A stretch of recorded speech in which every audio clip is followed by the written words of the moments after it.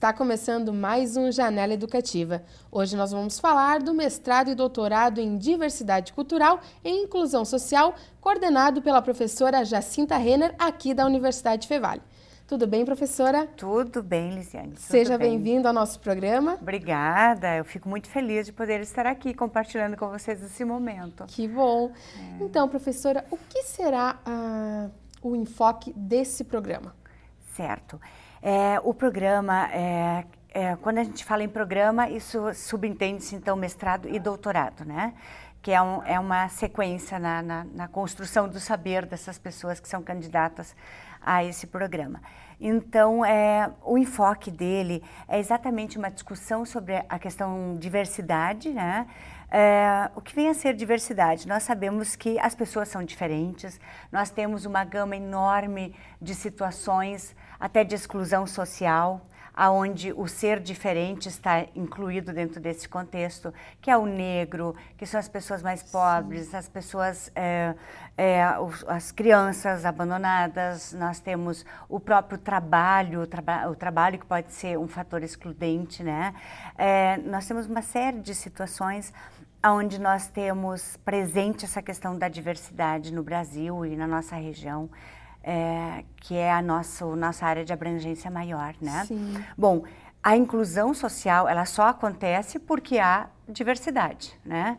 Então, o programa está intitulado como mestrado e doutorado em diversidade cultural e inclusão social, né? Então, a partir do diferente é que a gente precisa pensar nesse processo de inclusão. E o que será trabalhado durante a linha de pesquisa? Ok, nós temos nesse programa 3 linhas de pesquisa, que são enfoques diferentes a partir das expertises, né, dos professores, dos nossos doutores, né, e também o aluno, o candidato que venha buscar esse programa, o nosso programa, ele precisa se encontrar dentro desse contexto, sim, ele precisa se identificar em termos de pesquisa, né. Então nós temos uma das linhas que é a linguagem de tecnologias, onde se discute essa questão da própria mídia, né? A questão da linguagem em si, como forma de educação, como meio de comunicação, a questão cultural, interpretativa, analítica, né, de todas essas situações. E também temos, então, a questão da tecnologia como um meio também para a educação, sim, e para a socialização, para tantas outras situações, né? Principalmente uma das principais ferramentas para a inclusão social, né? Nós temos uma outra linha que é de inclusão social e políticas públicas, né? Onde a discussão ela fica mais na esfera, de fato, das políticas públicas, das ações afirmativas, aonde se pensa no Estado, no governo, regendo essas situações. Essa é a nossa linha mais encorpada, digamos, né? Nós temos maior número de pesquisadores nessa linha. Foi a linha que originou todo esse processo, né, inicial. E nós temos também a linha de inclusão social e saúde, né, onde nós temos todas as pessoas que querem discutir a questão saúde, a própria pessoa com deficiência, tanto no ambiente de trabalho, quanto circulando nos bairros, nas vilas, nos locais, né? A questão do idoso, são vários aspectos que são também abordados nessa linha, né? Então, são 3 linhas, onde um enfoque maior é tecnologia e comunicação, a outra é a ênfase para políticas públicas e a terceira linha, então, que é a linha da saúde e inclusão. Sim, e como vai funcionar os critérios de seleção? Ok. Bom, os critérios de seleção são o que mais preocupa o público que, de fato, vem a procurar o mestrado e o doutorado. Na verdade, assim, a questão do currículo ela é importante também, menos importante que os demais, mas é importante que se tenha um currículo, pelo menos com algum tipo de publicação em alguma revista, jornais, enfim. A participação em feiras de iniciação científica também é interessantíssimo, né? Sim, nós estamos na semana agora da nossa feira de iniciação científica, o Inova Mundi. Se estimula muito os alunos de graduação a participarem, porque isso, de fato, endossa depois o ingresso num mestrado, né? Sim. Então, essa questão do currículo é importante, né? Depois nós vamos ter uma prova, que na verdade não é uma prova, e sim é um texto, onde a pessoa se encontra dentro de uma linha e pode abordar essas questões, principalmente com esse enfoque na diversidade e inclusão social, né? Sim. E depois nós temos também uma entrevista que é realizada após. Então, cada etapa do processo é eliminatória. Os documentos e toda a questão do currículo, ela é eliminatória, depois na sequência, então, entendida como prova, mas na verdade é uma dissertação, é um relato, Sim. né? Onde a pessoa nos fala da sua pretensão, da sua proposta de pesquisa, né? Dentro dessa perspectiva das 3 linhas. E depois, então, a partir daí, há um novo processo eliminatório, né? E aí, então, sim, a terceira etapa, que é a entrevista, que é bastante importante, né? E nessa entrevista se verifica o que, de fato, esse candidato quer e se ele tem aderência à nossa proposta de pesquisa, né? Sim. E quantas vagas serão oferecidas? Nós temos 8 vagas para o doutorado e nós temos 18 para o mestrado, né? E tem alguma taxa, algum valor que eles têm que pagar para a inscrição? Sim, a inscrição, eu preciso de uma colinha, mas a taxa de inscrição é de R$75. Sim. Isso, e é em função de que há todo um trâmite de documentação, né? Então isso é importante, né? E esses dados todos estão no site, é só buscar pelo programa, pelo doutorado e mestrado em Diversidade Cultural e Inclusão Social, está posto no site com muitos detalhamentos, né?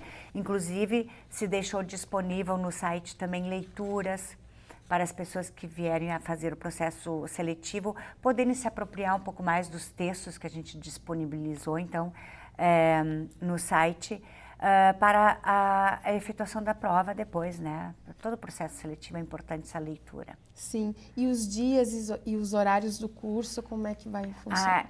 Normalmente, o nosso programa, ele ocorre em quintas à tarde, quintas à noite, sextas à tarde, sextas à noite e sábados pela manhã. Algumas disciplinas, então, são ofertadas em quintas e sextas, o que não ocorria antes, mas em função de que nós temos tido bastante condições de bolsas, e um bolsista, subentende-se que ele precisa circular, pesquisar, estar presente dentro da vida universitária de modo geral. Então, se abriu também as tardes, em quintas e sextas-feiras, para as aulas. Sim. E a duração do programa? Quanto tempo, mais ou menos? Ok. O mestrado, a necessidade de fechamento desse mestrado, de conclusão do mestrado, é em 24 meses. Ou seja, são 2 anos. De modo geral, o que não é uma condição, mas de modo geral, no primeiro ano o aluno faz as disciplinas e no segundo ano ele intensifica mais a questão da dissertação propriamente dita, que é a proposta de pesquisa dele, né, junto com o seu orientador.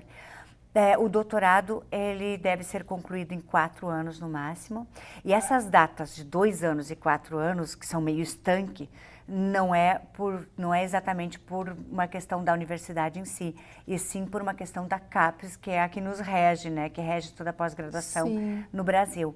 Então, a necessidade de concluir em 12 meses o mestrado, em 24 meses o doutorado, é de fato uma imposição da CAPES, né? Mas é totalmente viável, totalmente tranquilo que essas pessoas consigam terminar nesse tempo, né? Eventualmente, algum caso de adoecimento, algum caso excepcional, pode sim se pedir prorrogação, mas geralmente é esse o prazo. Tá certo. Agora eu gostaria que a senhora deixasse um convite, né, para as pessoas que estão assistindo e tiverem interesse de fazer esse programa. Ok. Eu deixei de dizer há pouco que esse programa ele é de caráter interdisciplinar. E isso é um aspecto extremamente relevante nos tempos atuais. É um mestrado e um doutorado acadêmico, né? Ele é um programa acadêmico. E, então, ele tem uma profundidade em termos de pesquisa, né? É muito maior. E fica o convite, então, para todas essas pessoas que venham se inscrever. Eventualmente, as pessoas têm dúvidas e anseios e uma preocupação muito grande em função do processo seletivo. E eu diria que venham experimentar. Sim. Se passarem, que bom, que ótimo, né? Temos poucas vagas e muitos inscritos, né? Normalmente somos o programa mais procurado da casa, né? Pela própria temática que a gente discute. Mas venham fazer o processo seletivo, depois é uma segunda etapa, né? Sim. Se passarem ou não passarem, há possibilidade também de se fazer disciplinas especiais, de se cursar algumas disciplinas sem estar formalmente dentro do programa, o que abre portas ou qualifica e possibilita o depois realizar novamente o processo seletivo e quem sabe na segunda etapa, então no segundo momento se passa, né, dentro do programa. Sim. Mas enfim, é interessante participar, quem tem interesse e ver, né, como se processa isso. Né? Tá certo então, professora. Obrigada pela sua participação. Eu que agradeço a oportunidade e aguardamos as pessoas interessadas então. E para você que se interessou pelo programa, as inscrições podem ser feitas até o dia 8 de novembro no site fevale.br/diversidade. O programa Janela Educativa fica por aqui. Obrigada pela sua companhia. Até mais!